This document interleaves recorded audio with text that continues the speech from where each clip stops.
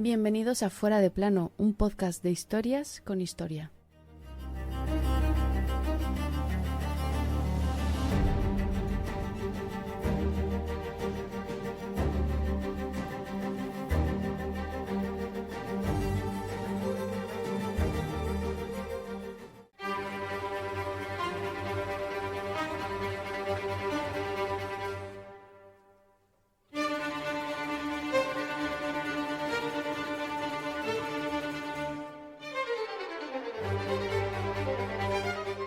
No importa que no me entendáis, que yo estoy hablando en mi lengua española, que es tan bella y noble que debería ser conocida por toda la cristiandad. El autor de esta frase fue todo un emperador cristiano y apostólico. Por eso es llamativo que el rey del reino más cristiano y mucho cristiano, el de España, a la sazón emperador del Sacro Imperio Germánico, Carlos I de aquí y V de allí, acabará con sus hombres saqueando la capital de la cristiandad, Roma, y secuestrando al Papa. Es el saco de Roma y ocurre el 6 de mayo de 1527. Si Carlos llega a ser protestante, yo no sé lo que hace.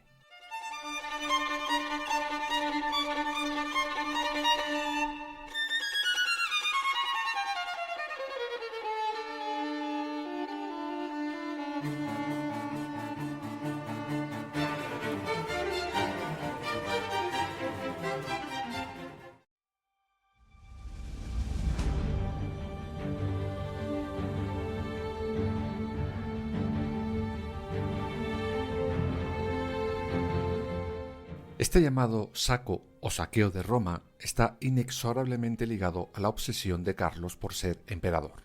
Vamos pues a poner como siempre en antecedentes el hecho del capítulo de hoy. Para ello tenemos que viajar hasta agosto de 1525. Meses antes, Carlos I y su homólogo y enemigo acérrimo, Francisco I, el rey de Francia, habían batallado de nuevo. Todo por el odio que se tenían, pues el francés quería la corona de emperador tanto o más que Carlos. Pero la suerte, aquella vez, no le sonríe a Francisco I y en la batalla de Pavia sufre una derrota sin contestación. Ese mes de agosto de 1525, el rey francés llega a Madrid en calidad de prisionero. Ya contaremos este hecho en un capítulo propio de Fuera de Plano, pero para el de hoy solo nos bastará decir que con el rey de Francia en España comienza el juego de ajedrez entre ambos reyes.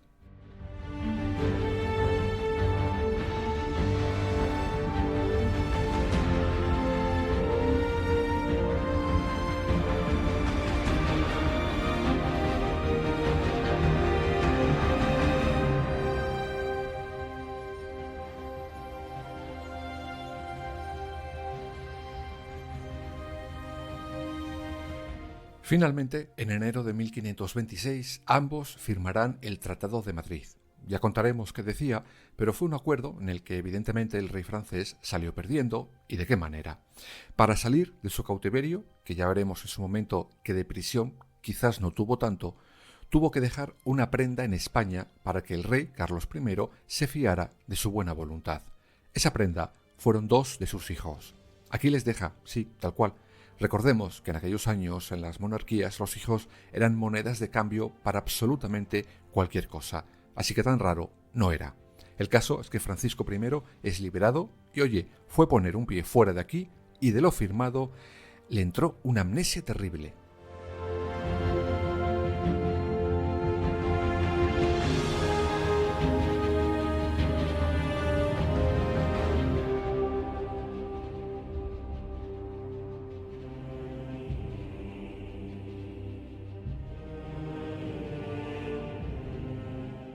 A pesar de tener aquí a sus dos hijos como rehenes, Francisco I se pasa al Tratado de Madrid por el arco del triunfo parisino. Y es en estas cuando entra otro de nuestros protagonistas de la historia de hoy. Digamos que todo un cizañero. Él fue el mismísimo Papa de Roma, Clemente VII, que no estaba muy por la labor de que Carlos tuviera todo ese poder para él solito. Vamos, y luego se sorprendería de lo que pasó meses después. Pero no adelantemos acontecimientos.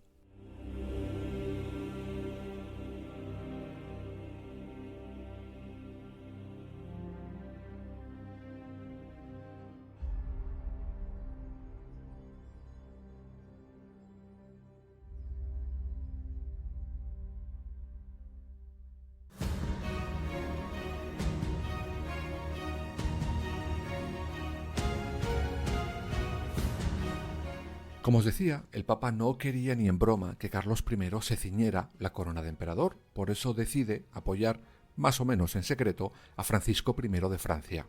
Y con toda la prisa del mundo funda un grupito de amigos, lo que se ha conocido como la Liga del Cognac. En este grupo de WhatsApp tan particular estaban, además de él y el rey francés, Venecia, Florencia y Milán. Además, como invitado externo estaba Enrique VIII, el rey de Inglaterra, que mira, si repartía el poder entre más cabezas, mejor para él, ¿no? Pero falta un invitado estrella. A este le trae el mismísimo rey de Francia, y es ya rizar todos los rizos.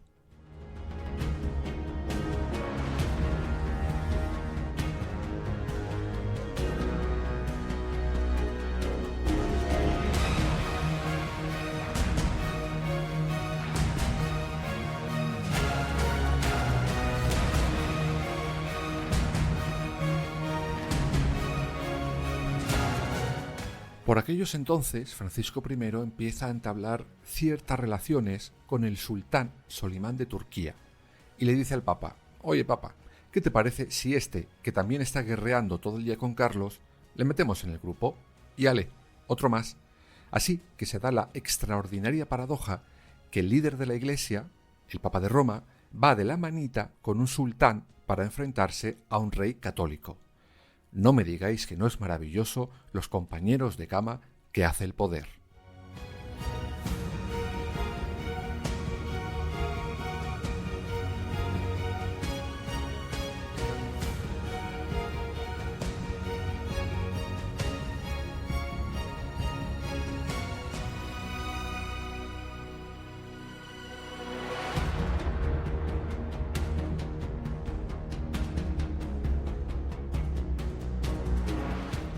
Carlos I se entera, evidentemente, y la guerra entre él y la Liga del Cognac era inevitable.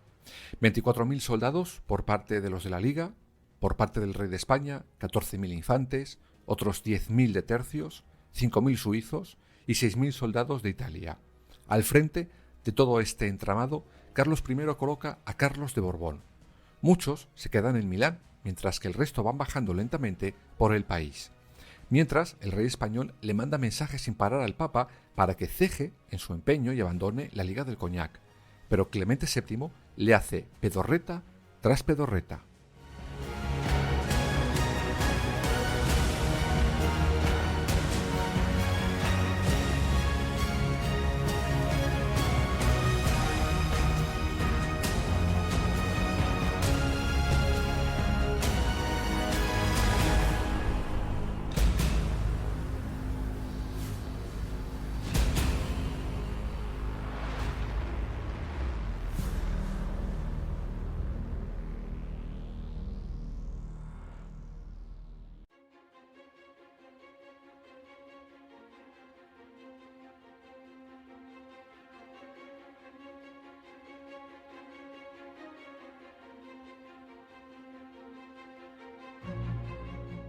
Por cierto, ¿quién era Carlos de Borbón? Pues le llamaban el condestable, es decir, comandante en jefe de ejércitos, y fue de primeras un noble francés. Además, luchó en su momento a favor de Francisco I. Sí, como lo oís. Pero en un momento de la historia su amistad se tuerce y acabará del lado de Carlos I de España. Pues bien, este hombre lo ganaba absolutamente todo. Por eso, el rey, el nuestro, le pone al frente de aquel enorme ejército que seguía avanzando hacia los estados pontificios. Eso sí, un ejército que estaba pelín cabreado. ¿Por qué?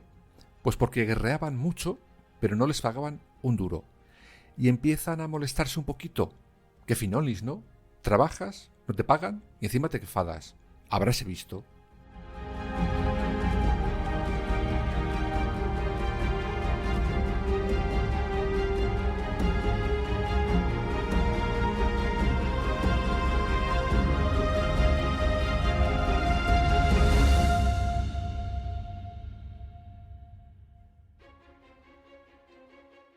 Pues bien, tal y como avanzaban por Italia, los soldados iban saqueando lo que se iban encontrando. Oye, si no me pagas, pues me quedo con las cosas que vea en los sitios que ganamos para vosotros. Pues bien, el condestable, Carlos de Borbón, coloca su campamento cerca de Bolonia. Ahí el Papa le propone un acuerdo. Oye, mira, si me dejas en paz y dejas que tus tropas no lleguen a Roma, te doy una pasta gansa.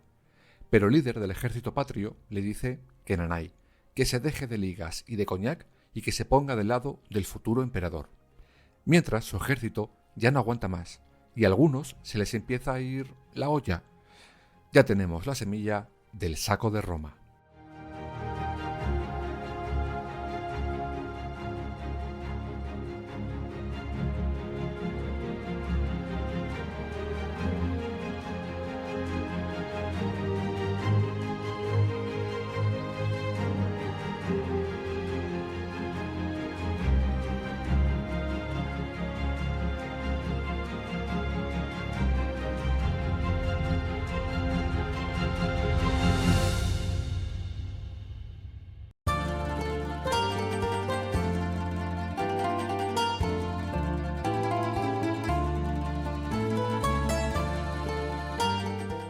Los del ejército del emperador avanzan rápido. Llegan a Florencia, pero pasan de ella. Quieren llegar a Roma cuanto antes. Y no para hacer turismo, sino porque planean saquearla de arriba a abajo. El día 5 de mayo de 1527, los ejércitos del condestable están ya en los suburbios de Roma. En ese momento el Papa ordena que se forme una milicia local para protegerle. Pero ya es tarde. Cuando amanece el 6 de mayo, los españoles, a la cabeza del ejército imperial, comienzan el asalto a Roma.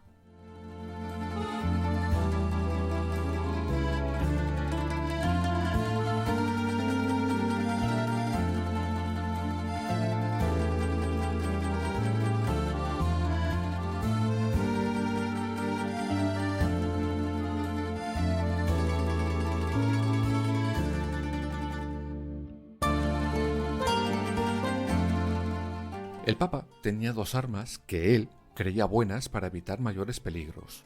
Por un lado, las murallas, y por otro, los ejércitos de la Liga que llegarían para apoyarle. Ja y ja. Las murallas no fueron ningún obstáculo para los del ejército de Carlos I, y las tropas de la Liga ni estaban ni se las esperaba. Desde la distancia veían lo que ocurría, pero sin intervenir. El Papa estaba solo en aquel jardín en el que se había metido por Metecaquita.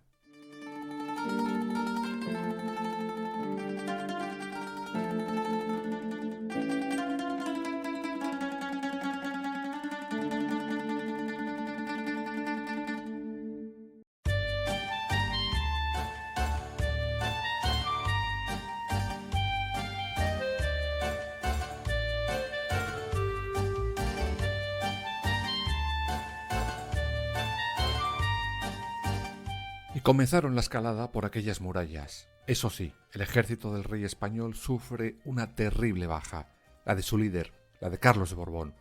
Una bala perdida acabó con su vida arrancando el saco de Roma. Esto cabrea todavía más a su ejército. En lo que ahora conocemos como la plaza de San Pedro, se libra una batalla terrible, que ganan, evidentemente, los españoles. Los soldados están llamando ya a las puertas del Vaticano, y el Papa Clemente VII no les oye. ¿Por qué? ¿Estaba sordo? No, es que directamente él ya no estaba allí.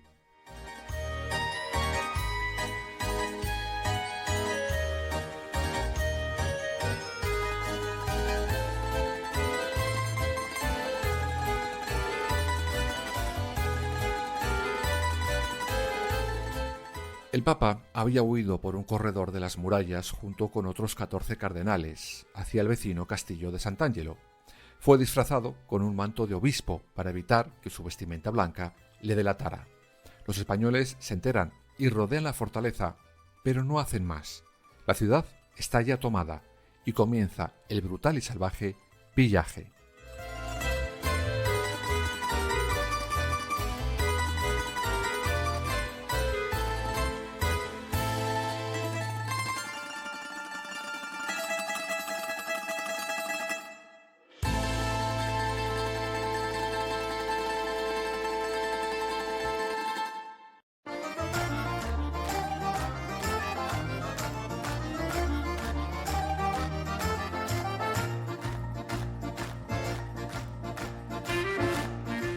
Se queman documentos, Todo el que podía pasar por allí fue comprado, vendido, humillado, vejado, los palacios y templos saqueados completamente. No quedó una riqueza en ninguno de ellos. Roma se convierte en un bazar al aire libre. Unos venden lo robado y otros compran lo mismo. Roma queda destruida. El hambre, el frío y la peste aparecen por ahí también para acabar de rematar a la ciudad eterna. Mientras, el Papa y los suyos siguen sitiados en el castillo de Sant'Angelo. 3 semanas después, el Papa Clemente VII se rinde.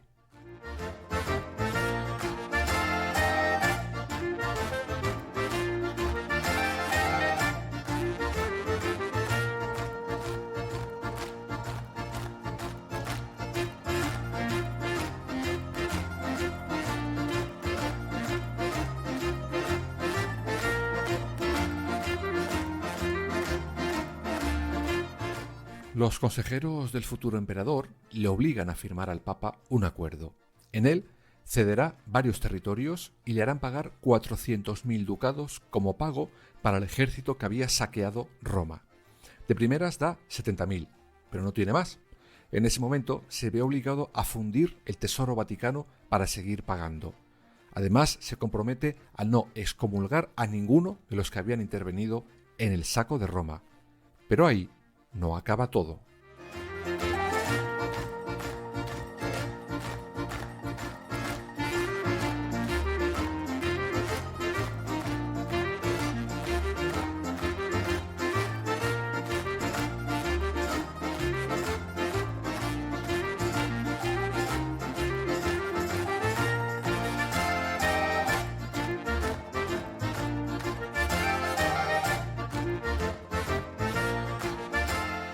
Los soldados, debido al hambre, la peste y demás historias, se largan de Roma en verano, para respirar aire puro, digamos. Una vez recuperados, dan media vuelta y protagonizarán el saco de Roma 2. Vuelven a saquear la ciudad ya saqueada, por si en su momento se les pasó algo por alto. El Papa, al final, en diciembre, consigue huir de su cautiverio y se refugia en un castillo de un estado pontificio. No será hasta febrero del año siguiente cuando Roma sea por fin liberada.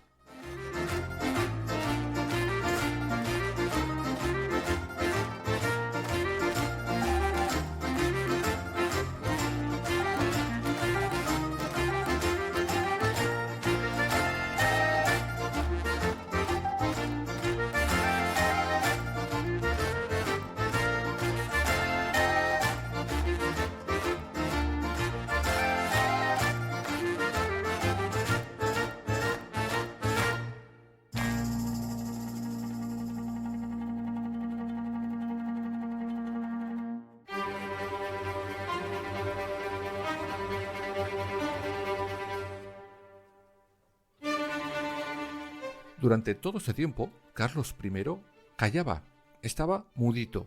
A pesar de saber perfectamente lo que ocurría, calló. Cuando todo termina, como os imaginaréis, la conmoción en todo el mundo cristiano fue enorme. El futuro emperador se hizo el pío pío que yo no he sido. Le dice al Papa que estaba profundamente disgustado por lo que allí había ocurrido. Sí, Carlitos, lo que tú digas. Puro postureo. De todas formas, muchos creyeron en su momento que el saco de Roma era una señal de Dios por la supuesta depravación que se vivía en el Vaticano, que Carlos I había sido el elegido de Dios para limpiar la Iglesia y, digamos, refundarla. Sea como fuere, ambos firman una serie de acuerdos, la mayoría, de buenas palabras. Prometen no guerrear más, ser los mejores amigos y darse mucho cariño, amor y respeto. Por cierto, pocos años después sí que llegaría un hecho que, si no refunda la Iglesia, sí mueve algunos de sus cimientos, el Concilio de Trento de 1545. Pero esa es otra historia fuera de plano.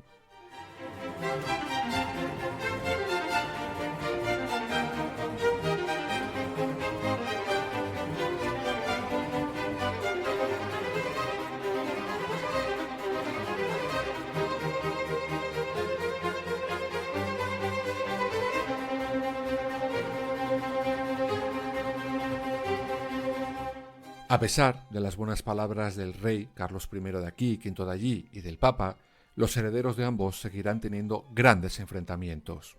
es fácil de entender. Aquí lo que menos importaba era evidentemente la fe, la religión o la cristiandad. Era quién la tenía más grande. La sombra del poder, mal pensados.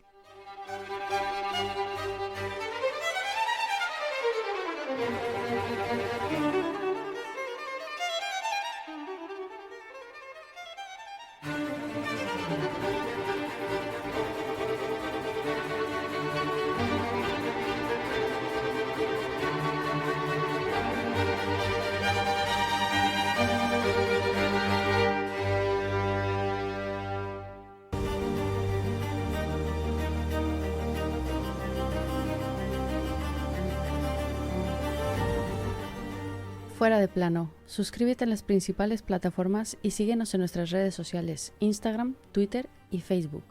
Fuera _de plano.